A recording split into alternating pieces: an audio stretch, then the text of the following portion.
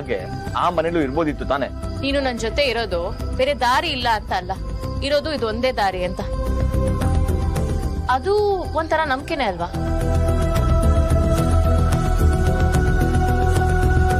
ನಾವೀಗಾಗ್ಲೇ ಊರ್ಗೆ ಬಂದಾಗಿದೆ. ನಾಳೆ ಬೆಳಗ್ಗೆ ಸೂರ್ಯೋದಯ ಆಗ್ಲಿ ಎಲ್ಲ ಸರಿ ಹೋಗುತ್ತೆ. ಹೌದೌದು, ಹಗ್ಲಲ್ಲಿ ದೆವ್ವದ ಕಾಟ ಇರಲ್ಲ ಅಂತ ಕೇಳಿದ್ದೆ. ಆದ್ರೆ ಈ ಊರು ಏನ್ ಕತೆ ಆಗುತ್ತೋ ನೋಡು. ಸುಮ್ನೆ ಏನೇನೋ ಯೋಚನೆ ಮಾಡ್ಬೇಡ, ನಡಿ ಹೋಗೋಣ. ಎಲ್ಲಿಗೆ ಹೋಗೋದು? ಅದು ಈ ಕತ್ಲಲ್ಲಿ? ಬೆಳಗ್ಗೆ ತನಕ ಇಲ್ಲೇ ಎಲ್ಲಾದ್ರೂ ಇರೋಣ ಅಂತ ನನಗೂ ಆಸೆ ಇದೆ. ಆದ್ರೆ ಇರ್ತೀವೋ ಇಲ್ವೋ ಅಂತ ಡೌಟ್. ನಿನ್ನಲ್ಲಿರೋ ಚಿಂತೆಗಳನ್ನೆಲ್ಲ ಸಾಯಿಸು, ಬಾ ಹೋಗೋಣ. ಒಂದ್ ಊರು ಅಂದ್ಮೇಲೆ ದೇವಸ್ಥಾನಗಳಿದ್ದೇ ಇರುತ್ತೆ. ಈ ರಾತ್ರಿ ಕಳಿಯೋದಕ್ಕೆ ಹತ್ರದಲ್ಲಿ ಯಾವ್ದಾದ್ರು ದೇವಸ್ಥಾನ ಇದೆಯಾ ನೋಡೋಣ, ಬಾ.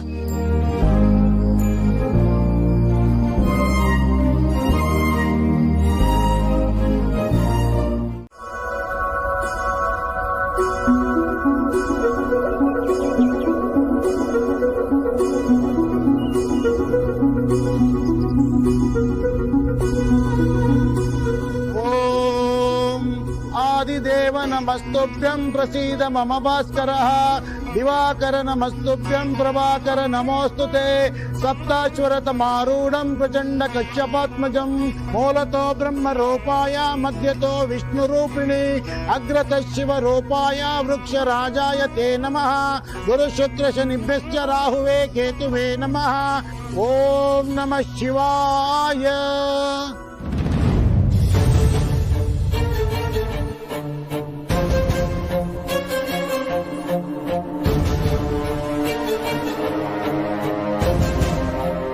ಎಲ್ಲೋ ನೋಡಿದ್ದೀನಲ್ಲ, ಕಣ್ಣೂರ್ಗೆ ಯಾಕೆ ಇವಳು ಬಂದಿದ್ದಾಳೆ?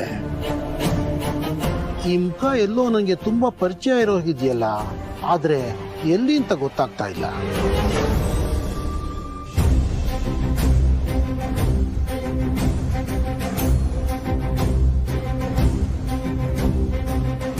ಓ, ಇದೊಂಥರ ಮರು ನನ್ಗೆ.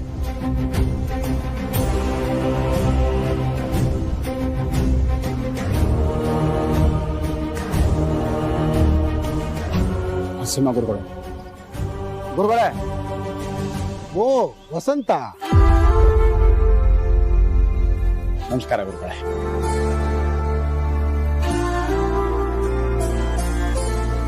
ಯಾಕೆ ಗುರುಗಳೇ, ಏನಾಯ್ತು?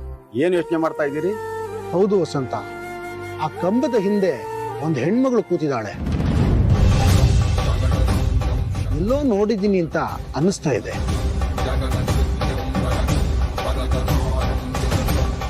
ಆದ್ರೆ ಎಲ್ಲಿ ಅಂತ ಗೊತ್ತಾಗ್ತಾ ಇಲ್ಲ ವಸಂತ.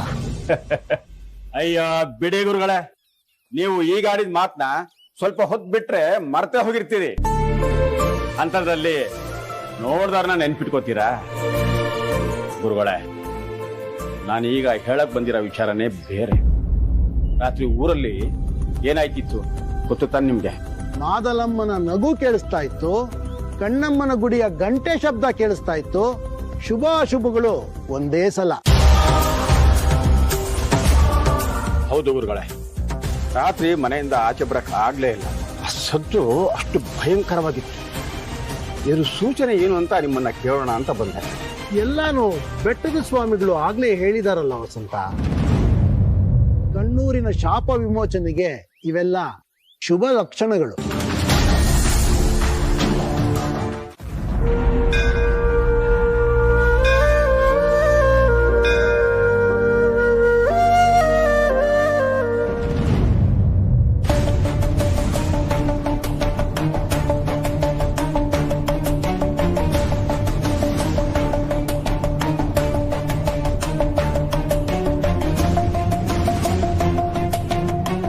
ಎಲ್ರು ನಮ್ ಕಡೆ ಯಾಕೆ ಹೀಗ್ ನೋಡ್ತಾ ಇದಾರೆ? ಊರಿಗೆ ಹೊಸಬ್ರು ಬಂದ್ರೆ ಎಲ್ರು ಹೀಗ್ ನೋಡ್ತಾರ?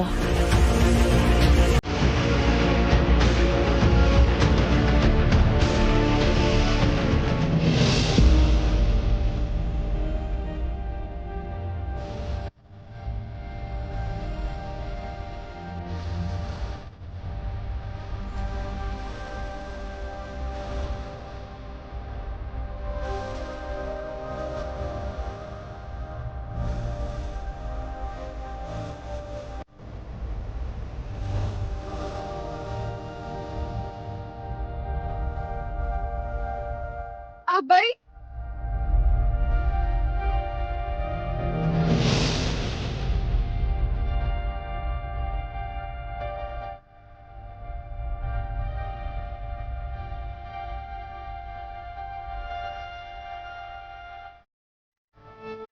ಎಷ್ಟು ದಿನದಿಂದ ನಿನ್ಗೋಸ್ಕರ ಕಾಯ್ತಾ ಇದ್ದೆ.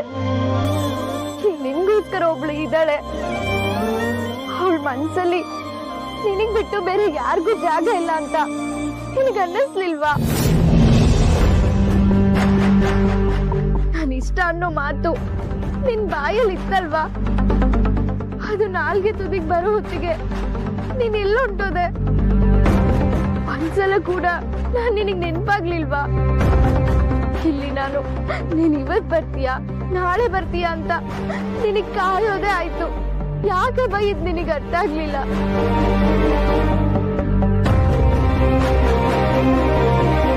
ಅಭಯ್ ಈ ಊರ್ನವ್ನ, ಅದಕ್ಕೆ ಇವರೆಲ್ಲ ಹೀಗ್ ನೋಡ್ತಾ ಇದ್ರ? ಈ ಹುಡ್ಗಿ ಯಾರು? ಸ್ವಾಮಿಗಳು ನಮ್ಮನ್ನ ಈ ಊರ್ಗೆ ಬರೋಕೆ ಹೇಳಿದ ಕಾರಣ ಆದ್ರೂ ಏನು ಒಂದು ಗೊತ್ತಾಗ್ತಿಲ್ವಲ್ಲ.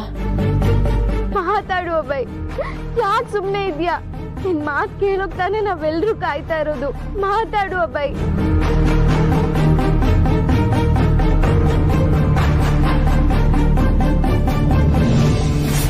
ಎಕ್ಸ್ಕ್ಯೂಸ್ ಮೀ, ಯಾರ್ ನೀನು?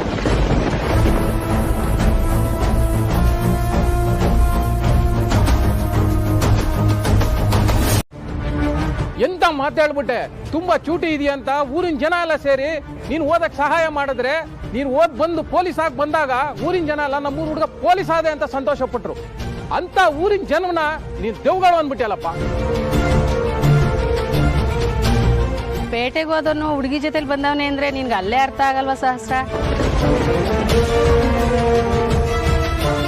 ಸಹಸ್ರನ ಮದುವೆ ಆಗೋ ಹುಡುಗ ಅಭಯ್ ಅಂತ ಇಡೀ ಕಣ್ಣೂರ್ಗೆ ಗೊತ್ತು. ಅವರಿಬ್ರು ಮಧ್ಯೆ ಮಾಟುಕತೆಗೆ ಬಂದು ಅವರಿಬ್ರು ದೂರ ಮಾಡಕ್ ನೋಡ್ತಾ ಇದ್ಯಾ?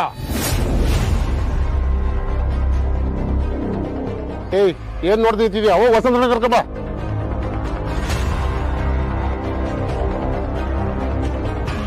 ಏನಮ್ಮ, ಈ ಊರಲ್ಲಿ ನಾಗಗಳನ್ನ ದೇವತೆ ಅಂತ ಪೂಜೆ ಮಾಡ್ತಿದ್ವಿ.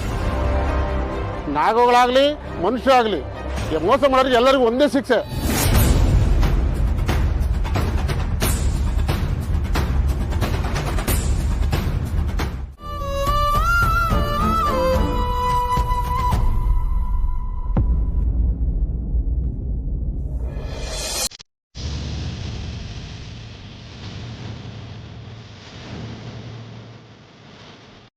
ಅಭಯ್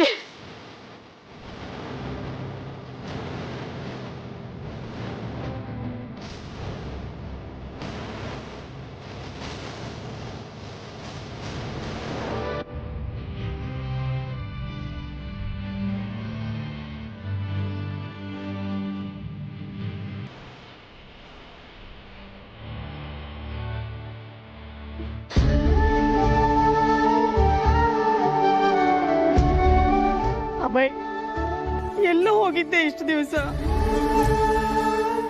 ಫೋನ್ ಆದ್ರೂ ಮಾಡ್ಬಾರ್ದೇನೋ? ನಾವು ಬದುಕಿರೋದೇ ನಿನಗೋಸ್ಕರ ಅಲ್ವಾ?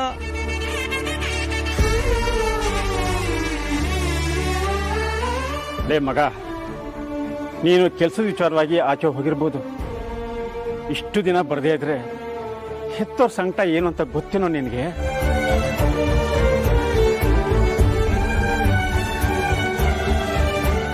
ನೀನು ಮದುವೆ ಆಗಿ ನಿನಗೆ ಮಕ್ಕಳಾದ್ಮೇಲೆ ಗೊತ್ತಾಗ್ತಿದೆಯಲ್ಲ.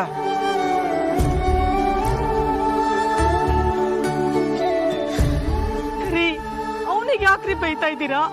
ಎಲ್ಲ ಆಗಿರೋದು ಆ ನಾಗಿಣಿಯಿಂದ.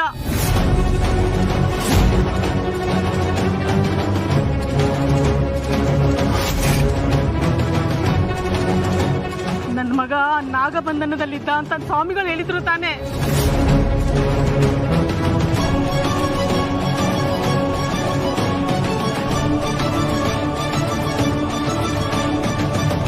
ಅಲ್ಲಿಂದ ತಪ್ಪಿಸ್ಕೊಂಡು ಬರಕ್ಕೆ ನನ್ನ ಮಗ ಎಷ್ಟು ಕಷ್ಟಪಟ್ಟನೋ ಏನೋ.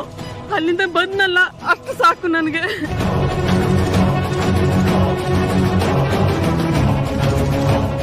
ಅಯ್ಯೋ ಪ್ರೇಮಕ, ನಿನ್ ಮಗ ಬಂದಿದ್ದಾನೆ ಅಷ್ಟೇ, ಬುದ್ಧಿ ಬದಲಾಗಿದೆ.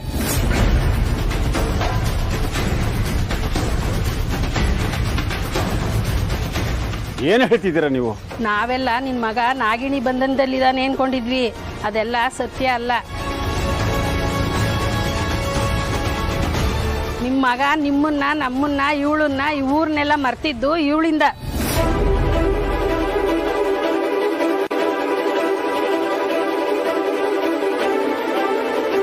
ಹೌದು ಸಂತಣ್ಣ, ಅಬ್ಬಾಯಿ ಬಂದಿರೋದು ಇವಳ ಜೊತೆ. ಅಂದ್ರೆ ಇವ್ರು ನಮ್ ಸಹಸ್ರ ಮೋಸ ಮಾಡ್ಬೇಕು ಅಂತ ಬಂದಿರೋದ.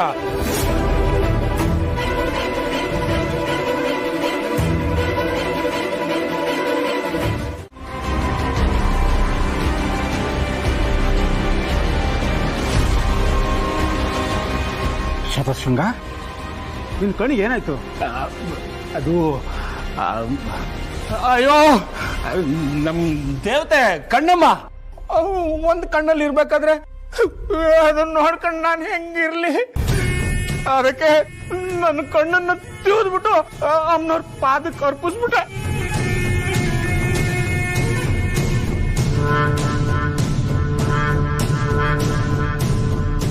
ಒಂಟಿ ಕಣ್ಣಲ್ಲಿ ನಡ್ಕೊಂಡು ಬರ್ತಾ ಇರ್ಬೇಕಾದ್ರೆ ಎಡವಿ ಪ್ರಪಾತಕ್ಕೆ ಬೇರೆ ಬಿದ್ಬಿಟ್ಟೆ.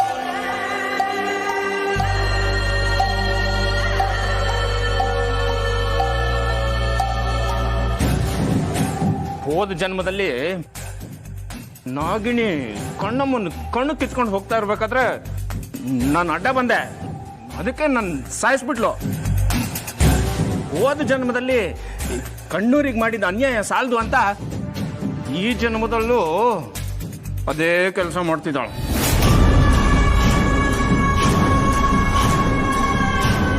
ಬೃಂದಾವನದ ಹಾಗಿದ್ದ ಈ ಕಣ್ಣೂರನ್ನ ಹುಡುಗ ಹಾಡಿನಾಗ ಮಾಡ್ಬಿಟ್ಲು ಆ ರಾಕ್ಷಸಿ ನಾಗಿಣಿ. ಅವಳು ಎಲ್ಲೇ ಇದ್ರು ಹೇಗೆ ಇದ್ರು ನಾನು ಗುರ್ತಿಡಿತೀನಿ.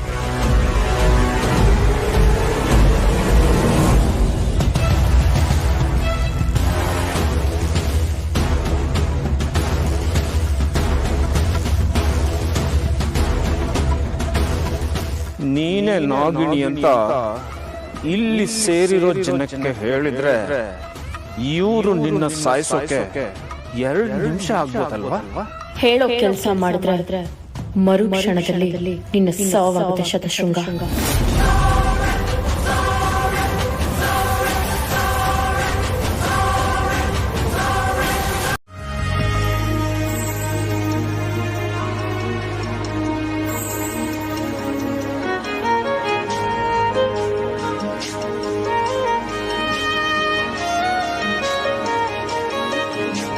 ಅಪ್ಪ ಅಮ್ಮನ್ನ ಗುರ್ತಿಸ್ತಿಲ್ಲ, ಪ್ರೀತಿ ಸಹಸ್ರ ಯಾರು ಅಂತ ಗೊತ್ತಿಲ್ಲ.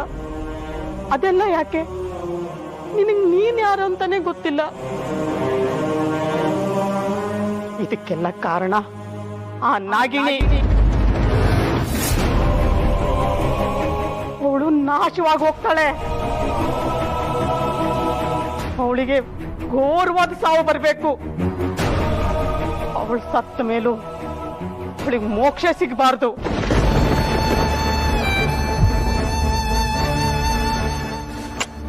ಪ್ರೇಮ, ಸಮಾಧಾನ ಮಾಡ್ಕೋ. ಮಗನ್ನ ಈ ಸ್ಥಿತಿನಲ್ಲಿ ನೋಡಿ ನಾನ್ ಹೇಗ್ರಿ ಸಮಾಧಾನವಾಗಿರ್ಲಿ? ತಗೊಳಪ್ಪ, ನೀರ್ ಕುಡಿ. ಅತ್ತೆ, ನೀವೇನು ಯೋಚನೆ ಮಾಡ್ಬೇಡಿ. ದೀಪೇಶ್ವರಿ ದಾರಿ ತೋರಿಸಿದಾಳಲ್ವಾ, ಇದಕ್ ಬೇಕಾಗಿರೋದು ಚಂದ್ರಶಿಲಾ ಬಳ್ಳಿ ಮಾತ್ರ. ಅದನ್ನ ತಂದ್ಬಿಟ್ರೆ ಅಭಯ್ ಮೊದ್ಲಿನ ತರ ಆಗ್ತಾರೆ.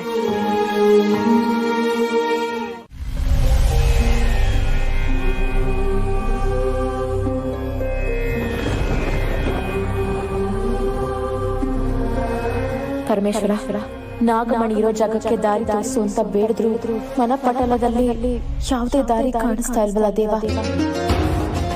ನಾಗಣಿಯಾಗಿ ಬದಲಾಗಲು ಪ್ರಯತ್ನ ಪಟ್ರು ಆಗ್ತಾ ಇಲ್ಲ. ಯಾಕೆ ಪರಮೇಶ್ವರ, ನನ್ಗೆ ಯಾಕೆ ಬದಲಾಗಕ್ಕೆ ಸಾಧ್ಯ ಆಗ್ತಿಲ್ಲ?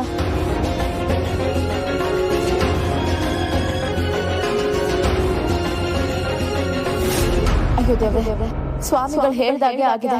ಈ ಊರಲ್ಲಿ ನಾನು ನಾಗಣಿಯಾಗಿ ಬದಲಾಗೋದಕ್ಕೆ ಸಾಧ್ಯನೇ ಇಲ್ಲ. ನಾಗಮಣಿ ಪಡಿಬೇಕು ಅಂದ್ರೆ ನಾನು ಯಾವುದೇ ಶಕ್ತಿ ಇಲ್ಲದೆ ಪ್ರಯತ್ನ ಮಾಡ್ಬೇಕು. ಯಾವ ನಾಗಶಕ್ತಿಯ ಸಹಾಯ ಕೂಡ ನನ್ಗೆ ಇರೋದಿಲ್ವಾ? ಏನ್ ಮಾಡ್ಬೇಕು ಅಂತ ಗೊತ್ತಾಗ್ತಾ ಇಲ್ವಲ್ಲ ದೇವ. ನೋಡು ನನಗೆ ಬೇರೆ ಯಾವ ಸಹಾಯ ಸಿಗುತ್ತೋ ಗೊತ್ತಿಲ್ಲ. ನಾನು ಕಣ್ಣು ಮುಚ್ಚಿ ತೆರೆಯೋಷ್ಟರಲ್ಲಿ ನನ್ನ ಎದುರು ಯಾರು ಕಾಣಿಸ್ತಾರೋ ಅವರೇ ನನಗೆ ಸಹಾಯ ಮಾಡೋರು. ಹಾಗಂತ ನಾನು ನಂಬ್ತೇನೆ.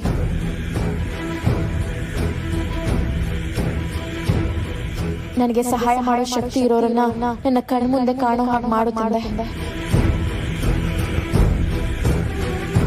ಅತ್ತೆ, ನಾನ್ ಕಾಡಿಗೆ ಹೋಗಿ ಬಳ್ಳಿ ತಗೊಂಡ್ ಬರ್ತೀನಿ.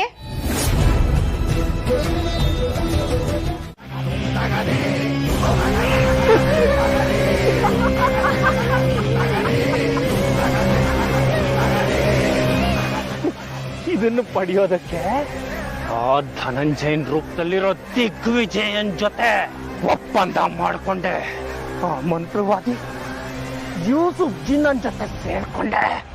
ನನಗ ಅವರ ಅಗತ್ಯ ಇಲ್ಲ. ಈ ಕಣ್ಣಮ್ಮನ ಕಣ್ಣಾಗಿರೋ ನಾಗಮಣಿಗೆ ನಾನೇ ಅಧಿಪತಿ.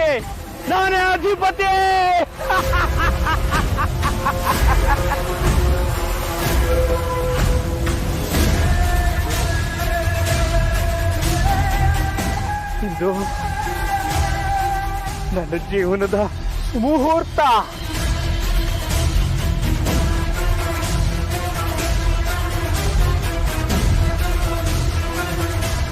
ಜನ್ಮಾಂತರದ ನನ್ನ ಕನಸು ನನಸಾಗೋ ಕಾಲ.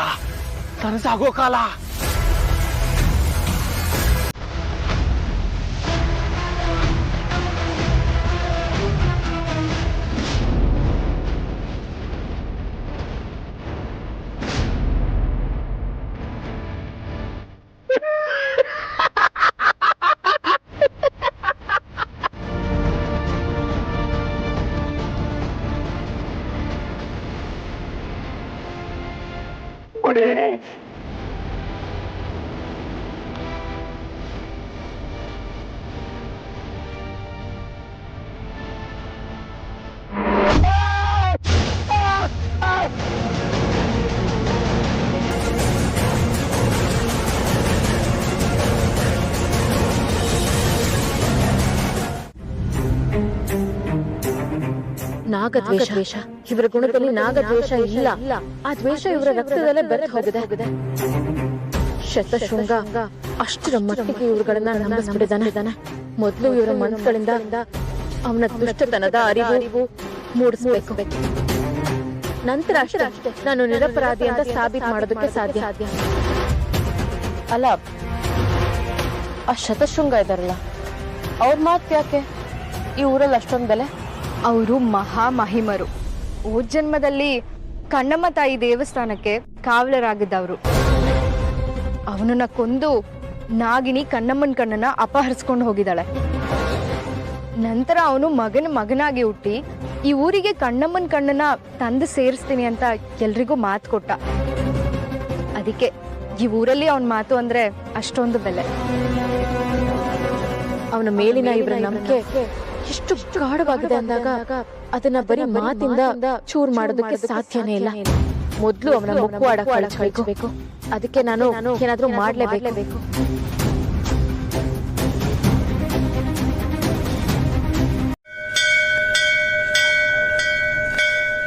ಸಹಸ್ರ, ಏನದು ಸದ್ದು?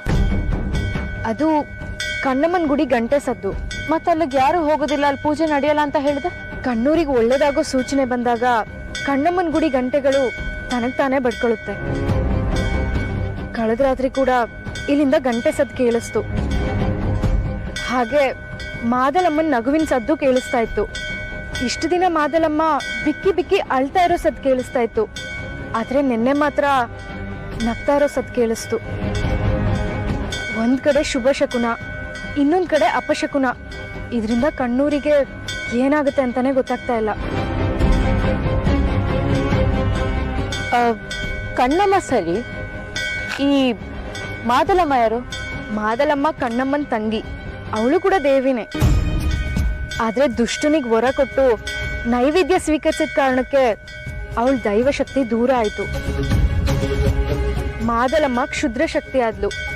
ಮಾದಲಮ್ಮ ಇನ್ಯಾವತ್ತೂ ಹೊರಗಡೆ ಬರಬಾರ್ದು ಅಂತ ಕಣ್ಣಮ್ಮ ಅವಳ ಮೂಗು ಕಿವಿನ ಕತ್ತರಿಸಿದ್ಲು. ಮಾದಲಮ್ಮನ್ನ ದಂಡಕವನದಲ್ಲಿ ಬಂಧಿಸ್ಬಿಟ್ಲು.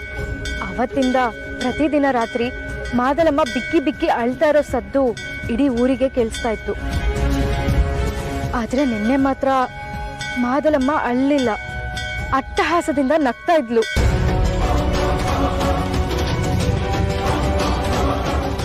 ಇದು ನೋಡ್ತಾ ಇದ್ರೆ ಇದು ಯಾವ್ದಾದ್ರೂ ಒಂದು ದುರಂತಕ್ಕೆ ಮುನ್ನುಡಿ ಅಂತ ಊರಲ್ಲಿ ಎಲ್ಲರೂ ಮಾತಾಡ್ತಾ ಇದ್ದಾರೆ. ದಂಡಕವನದಲ್ಲಿ ಮಾದಲಮ್ಮ ಭಗ್ನಶಿಲೆಯಾಗಿ ನೆಲೆಸಿದಾಳೆ. ಅಲ್ಲಿಂದ ಅವಳೇನಾದ್ರೂ ಎದ್ದು ಬಂದ್ರೆ ಕಣ್ಣೂರು ಸರ್ವನಾಶ ಆಗುತ್ತೆ. ಅವಳು ಎದ್ದು ಬರ್ಲಿ ಅಂತ ಅವನಿನ್ನೂ ಪೂಜೆ ಮಾಡ್ತಾ ಇದ್ದಾನೆ. ಯಾರದು? ದಂಡಕ.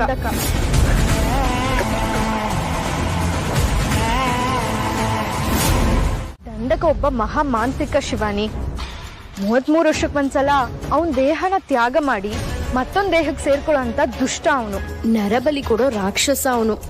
ಒಂದ್ಸಲ ಅಭಯ್ ಕಾಡಿಗೋಗಿ ದಂಡಕನ ಅರೆಸ್ಟ್ ಮಾಡ್ತೀನಿ ಅಂತಾನೂ ಹೇಳಿದ್ದ. ಆದ್ರೆ ಅವನು ನನ್ ಬಂಧನ ಆಗಲ್ಲ, ಆದಷ್ಟು ಬೇಗ ನಿನ್ ಬಂಧನ ಆಗತ್ತೆ ಅಂತ ಹೇಳಿದ್ದ. ಅದಾದ್ಮೇಲೆ ನನ್ನ ಅಭಯ್ ನಾಗಗಳಿಗೆ ಬಂಧನ ಆಗಿದ್ದು.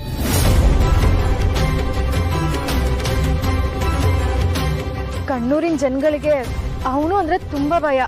ಅದಕ್ಕೆ ಅವನಿರೋ ಕಾಡಿಗೆ ಯಾರು ಕಾಲಿಡಕ್ ಹೋಗಲ್ಲ. ಅಮಾವಾಸ್ಯೆ ಮುಂಚಿನ ದಿನ ಕಾಡಲ್ಲಿರೋ ಒಂದ್ ಭಾಗಕ್ಕೆ ಊರಿನ ಎಲ್ಲಾ ಜನಗಳು ಆಹಾರ ಪದಾರ್ಥಗಳು, ಪೂಜೆ ಪದಾರ್ಥಗಳು ಎಲ್ಲಾನು ತಗೊಂಡೋಗಿಡ್ಬೇಕು. ಅದಾದ್ಮೇಲೆ ಮುಂದಿನ ಅಮಾವಾಸ್ಯೆವರೆಗೂ ಅವನ್ ಬರೋದೇ ಇಲ್ಲ. ಇನ್ನೊಂದು ವಿಷಯ ಗೊತ್ತಾ ಶಿವಾನಿ? ಕಣ್ಣಮ್ಮನ್ ಕಣ್ಣು ಸಿಕ್ಕದ್ಮೇಲೆ ಅದನ್ನ ಮಾದಲಮ್ಮನ್ ಪಾದುಕೆ ಮಾಡ್ಬೇಕು ಅಂತ ಅವನ ಆಸೆ ಅಂತೆ.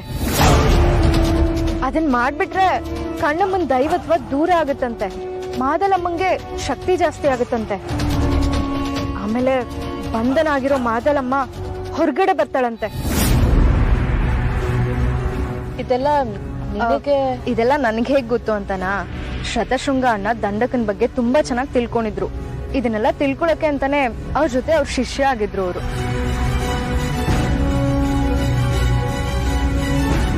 ಓ ಹಾಗಾದ್ರೆ ಶತಶೃಂಗ ದಂಡಕ ಇಬ್ರು ಸೇರಿ ಏನಾದ್ರೂ ನಾಟಕ ಮಾಡ್ತಾ ಇದಾರ? ಇದೆಲ್ಲ ತಿಳಿಬೇಕು ಅಂದ್ರೆ ಕಳೆದು ಹೋಗಿರೋ ನಾಗಮಣಿ ಸಿಗ್ಲೇಬೇಕು.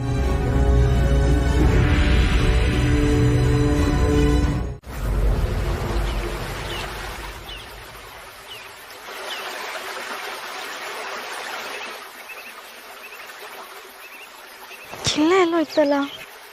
ಏನ್ ಹುಡುಕ್ತಾ ಇದ್ಯಾ? ಚಂದ್ರಶಿಲಾ ಬಳ್ಳಿ. ಏನು ಹೆಸರೇ ವಿಶೇಷವಾಗಿದೆಯಲ್ಲ? ಹೌದು, ಅದು ಹೆಸರಿನಷ್ಟೇ ವಿಶೇಷವಾದ ಬಳ್ಳಿ. ಬೆಳದಿಂಗಳ ರಾತ್ರಿಲಿ ಧೂಮಕೇತಗಳು ಚಂದ್ರನ್ ಮೇಲೆ ಬಿದ್ದಾಗ ಚಂದ್ರನ್ ಮೇಲಿನ ಶಿಲೆಗಳು ಭೂಮಿ ಮೇಲೆ ಬಿತ್ತು. ಬಿದ್ದ ಶಿಲೆಗಳು ಅಶ್ವಿನಿ ದೇವತೆಗಳ ಆಶೀರ್ವಾದದಿಂದ ಚಂದ್ರಶಿಲಾ ಬಳ್ಳಿ ಆಯ್ತು. ಮತಿಗೆ ಸಂಬಂಧಪಟ್ಟಿದ್ದ ಯಾವುದೇ ರೋಗಕ್ಕೂ ಈ ಬಳ್ಳಿ ಸಿದ್ಧೌಷಧ. ನಿಮ್ಗೊಂದು ವಿಷಯ ಗೊತ್ತಾ ಶಿವಾನಿ? ಆ ಚಂದ್ರಶಿಲಾ ಬಳ್ಳಿ ಇರೋದು ಈ ಕಣ್ಣೂರಲ್ಲಿ ಮಾತ್ರ. ನನ್ನ ಅಭಯ್ ಮೊದ್ಲಿನ ತರ ಆಗ್ಬೇಕು ಅಂದ್ರೆ ಈ ಚಂದ್ರಶಿಲಾ ಬಳ್ಳಿಗಳು ಬೇಕೇ ಬೇಕು. ಆದ್ರೆ ಇಲ್ಲೆಲ್ಲೂ ಕಾಣಿಸ್ತಾನೆ ಇಲ್ವಲ್ಲ. ಅದು ನೋಡೋದಕ್ಕೆ ಹೇಗಿರುತ್ತೆ? ಬೆಳದಿಂಗ್ಳು ಬಣ್ಣದ ಬಳ್ಳಿ, ತೆಳು ರಕ್ತವರ್ಣದ ಎಲೆಗಳು, ಪೂರ್ಣ ಚಂದ್ರನ್ ತರ ಅರಳು ನಿಂತಿರೋ ಚಂದ್ರ ಪುಷ್ಪ. ಅಂತ ಬಳ್ಳಿ ಪ್ರಪಂಚದಲ್ಲಿ ಬೇರೆ ಎಲ್ಲೂ ಕಾಣಿಸಕ್ ಸಾಧ್ಯನೇ ಇಲ್ಲ.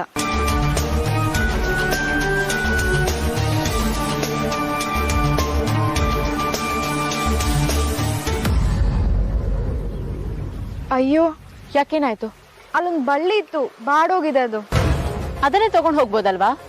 ಸತ್ತ ಬಳ್ಳಿಯಿಂದ ಪರಿಹಾರ ಮಾಡಿದ್ರೆ ಸಾವೇ ಫಲಿತಾಂಶ. ಈ ಬಳ್ಳಿ ಸಾಧಾರಣವಾಗಿ ಬಾಡಲ್ಲ ಶಿವಾನಿ. ಯಾರೋ ಇದನ್ನ ಉದ್ದೇಶಪೂರ್ವಕವಾಗಿ ಸಾಯಿಸಿದ್ದಾರೆ.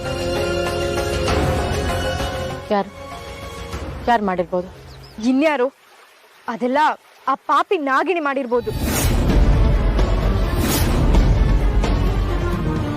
ನನ್ನ ಅಭಯ್ಗೆ ನೆನಪು ಬರಬಾರ್ದು ಅನ್ನೋದೇ ತಾನೆ ಆ ಪಾಪಿ ಉದ್ದೇಶ.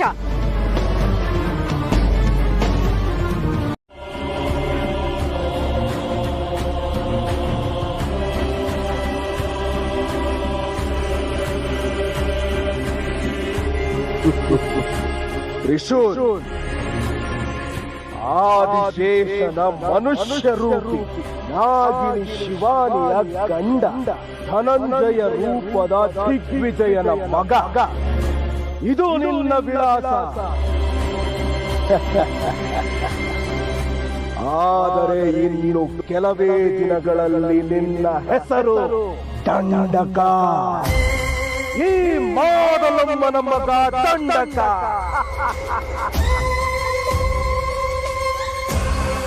ಅಮರ ಜೀವಾತ್ಮ ದಂಡಕ. ಪೂಜೆಯ ಮೊದಲ ಹಂತ ಮುಗಿದಿದೆ. ಇನ್ನು ಕೆಲವೇ ದಿನಗಳಲ್ಲಿ ನೀನಲ್ಲ. ಭೋಲೆನಾಥ, ದಂಡಕವನದೊಳಗೆ ಶಿವಾನಿ ಕಾಲು ಇಟ್ಟೇ ಬಿಟ್ಟಳು.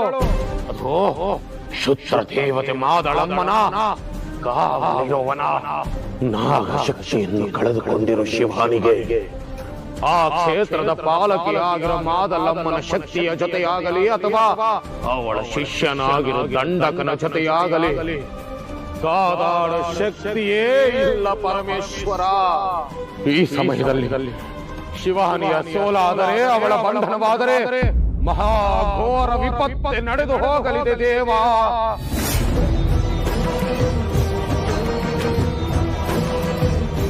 ಆ ದಂಡಕವನದೊಳಗೆ ಕಾಲನ್ನು ಇಟ್ಟು ಇದ್ದಕ್ಕಿದ್ದ ಹಾಗೆ ಅವಳ ಮನಸ್ಸನ್ನು ಬದಲಾಯಿಸಲು ಕಾರಣವಾದರೂ ಏನು ದೇವ?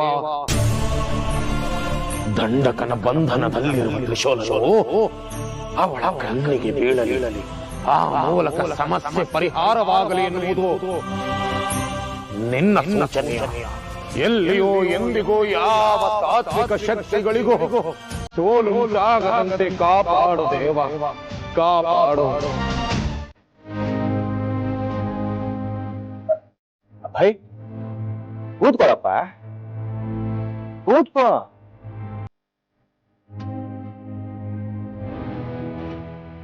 ಯಾಕಪ್ಪ, ಏನಾಯ್ತು? ಅಲ್ಲ, ನಿನ್ ಮನೆಗೆ ಬಂದು ಬೇರೆಯವ್ರ ಮನೆ ತರ ನೋಡ್ತಾ ಇದೆಯಲ್ಲ. ಹೆತ್ತ ಅಪ್ಪ ಅಮ್ಮನ್ನೇ ಹೊರಗಡೆಯಿಂದ ಬಂದವ್ರ ತರ ನೋಡ್ತಾ ಇದೆಯಲ್ಲಪ್ಪ. ಏನಾಯ್ತು? ಸಾರಿ, ತಪ್ಪು ಹೇಳ್ಕೊಬೇಡಿ.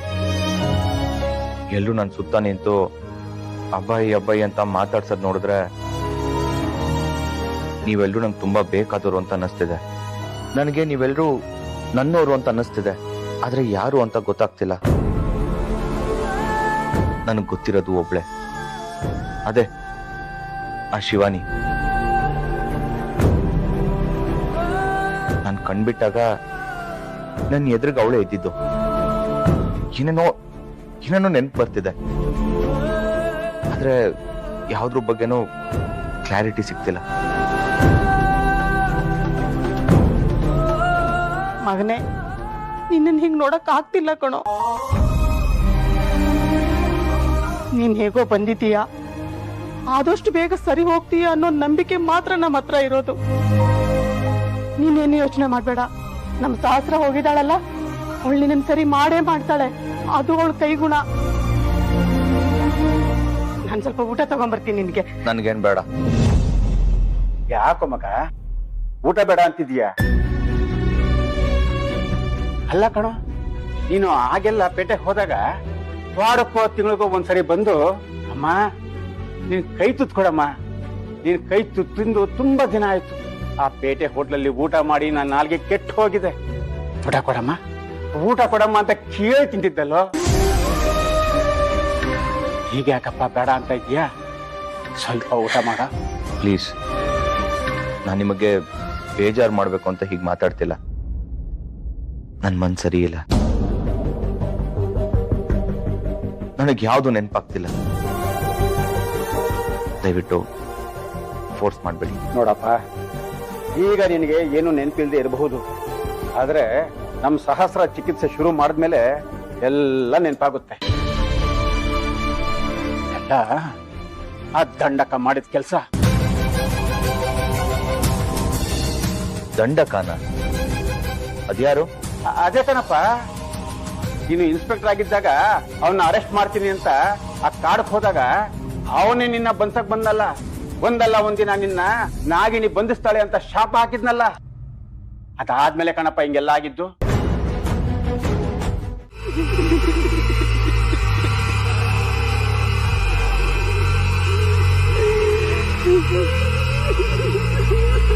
ಶಿವಾನಿ ಸುಮ್ನೆ ಬಾ, ದಂಡಕ ಬರೋಕಿನ್ನ ಮುಂಚೆ ನಾವಿಲ್ಲಿಂದ ಹೊರಟ್ಬಿಡೋಣ.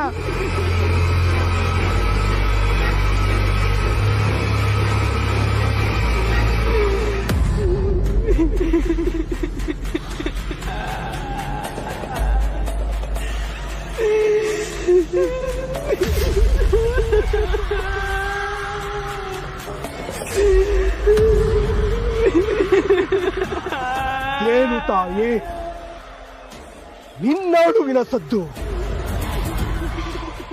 ಇದು ಅಪಾಯದ ಮುನ್ಸೂಚನೆ.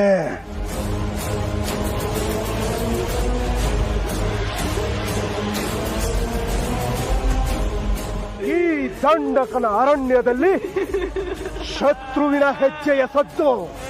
ಯಾರು ಯಾರು ಆ ಶತ್ರು? ತಾಯೇ ಮಾದಲಮ್ಮ, ನಿನ್ನ ಹತ್ತಿರ ಬರುತ್ತಿರುವವರು ಯಾರು?